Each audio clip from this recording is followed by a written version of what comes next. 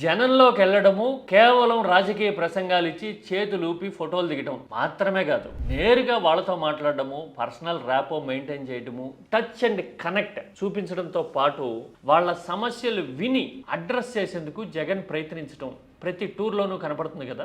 ఇది కేవలం విని అర్థం చేసుకోవడంతోనే ఉంటుందా, లేదంటే పరిష్కారాలు కూడా చూపిస్తారా అని చాలా మందికి ఒక క్యూరియాసిటీ ఉంటుంది కదా. పులివెందుల్లో మహిళలు ఒక ఇంట్రెస్టింగ్ విషయాన్ని షేర్ చేశారు వాళ్ళతో మాట్లాడుతూ ఉన్నప్పుడు. పల్లెల్లో 2024 ఎన్నికల్లో వైసీపీ ఘోర పరాజయం తర్వాత జగన్ పులివెందులు తొలిసారి వెళ్ళారట. ఎప్పుడు 2 నెలల తర్వాత ఏమో వెళ్తే పల్లెల నుంచి చాలా మంది మహిళలు వినతి పత్రాలు తీసుకుని ఆయన్ని కలవడానికి వెళ్ళారట.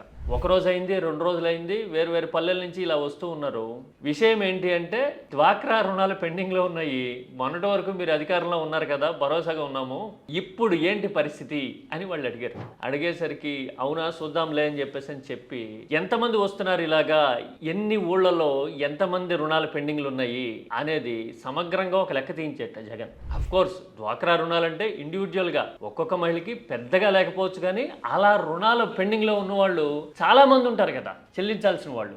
ఆ నెంబర్ అయితే ఎక్కువే ఉంటుంది కదా. అందుకోసం ఊళ్ళల్లో లెక్కంతా తీస్తే మొత్తం 1,15,00,000 1,20,00,000 అని లెక్క తేలిందిట. తేలేసరికి ఏక మొత్తంగా ఒక నెల రోజుల్లోనో 2 నెలల్లోనో ఆ రుణాలు మొత్తాన్ని జగన్ బృందం క్లియర్ చేసిందట. క్లియర్ చేసి ఇదిగో మీ అప్పులు తీరిపోయినాయి అని వాళ్ళకి ఆ అక్నాలెడ్జ్మెంట్ లెటర్ ఏదో ఉంటుంది కదా, అది ఇళ్ళకి వెళ్ళి ఇచ్చారట. అంటే ఒకసారి సమస్య చెప్తే ఆ సమస్య ఇదిగో ఇలా తీరిపోతుంది అనే భరోసా వాళ్ళకి వచ్చిన తర్వాత అభిమానం జనరల్గా ఈ స్థాయిలోనే ఉంటుంది కదా.